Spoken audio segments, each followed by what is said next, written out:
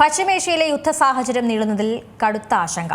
ഊർജ്ജ പ്രതിസന്ധിക്കിടെ premium petrol വില കൂട്ടി സാധാരണ പെട്രോൾ, ഡീസൽ വില വർദ്ധിപ്പിച്ചേക്കുമെന്ന ആശങ്കയിലാണ് ജനങ്ങൾ. യുദ്ധം കൊണ്ട് ശരിക്കും ലോട്ടറി സ്വർണത്തിനു മാത്രമാണ്. സ്വർണ്ണവില കൂപ്പുകുത്തുന്ന കാഴ്ചയാണ് ഇപ്പോൾ കാണുന്നത്. എന്നാൽ രാജ്യത്ത് പാചകവാതക പ്രതിസന്ധി രൂക്ഷമാവുകയാണ്. ഇപ്പോൾ പ്രീമിയം പെട്രോളിന്റെയും വ്യവസായങ്ങൾക്കുള്ള ഡീസലിന്റെയും വില വർദ്ധിപ്പിച്ചിരിക്കുകയാണ് എണ്ണ കമ്പനികൾ. പ്രീമിയം പെട്രോളിന് ലിറ്ററിന് 2 രൂപയും വ്യവസായങ്ങൾക്കുള്ള ഡീസലിന് 22 രൂപയുമാണ് കൂടിയത്. എന്നാൽ സാധാരണ പെട്രോളിന്റെയും ഡീസലിന്റെയും വിലയിൽ ഇപ്പോൾ അനക്കമില്ല. പക്ഷേ ആശങ്ക വേണം. ആഗോള വിപണിയിലെ ക്രൂഡ് ഓയിൽ വിലയിലുണ്ടായ വർധനവും പശ്ചിമേഷ്യൻ പ്രതിസന്ധിയും കണക്കിലെടുത്താണ് ഇപ്പോൾ എണ്ണ കമ്പനികളുടെ പുതിയ നീക്കം.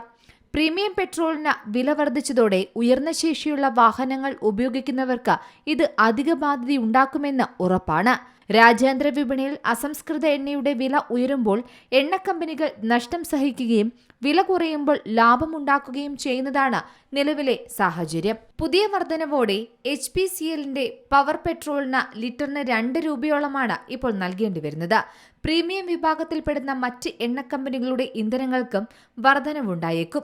പശ്ചിമേഷ്യൻ ഇറാൻ-ഇസ്രയേൽ സംഘർഷം ഇപ്പോഴും രൂക്ഷമായി തുടരുകയാണ്. അതിനാൽ തന്നെ ആഗോള എണ്ണ വിപണിയിൽ എന്തു വേണമെങ്കിലും എപ്പോൾ വേണമെങ്കിലും സംഭവിക്കാം. ഹോർമുസ് കടലിടുക്ക് വഴിയുള്ള ചരക്ക് നീക്കം തടസ്സപ്പെട്ടാൽ വരും ദിവസങ്ങളിൽ ഇനി നമ്മൾ പേടിച്ചത് സംഭവിക്കും. സാധാരണ പെട്രോളിനും വില വർദ്ധിച്ചേക്കും. അതായത് വില കൂട്ടാനുള്ള തീരുമാനം കമ്പനികളുടേതാണ് എന്നതാണ് കേന്ദ്രത്തിന്റെ വാദം. എന്നാൽ തെരഞ്ഞെടുപ്പ് കാലത്ത് വില കൂട്ടാതിരിക്കുകയും അല്ലാത്തപ്പോൾ വില കൂട്ടുകയും ചെയ്യുന്ന രീതി വില നിയന്ത്രണം നീക്കിയ ശേഷവും ഇന്ന് പ്രകടമാണ്.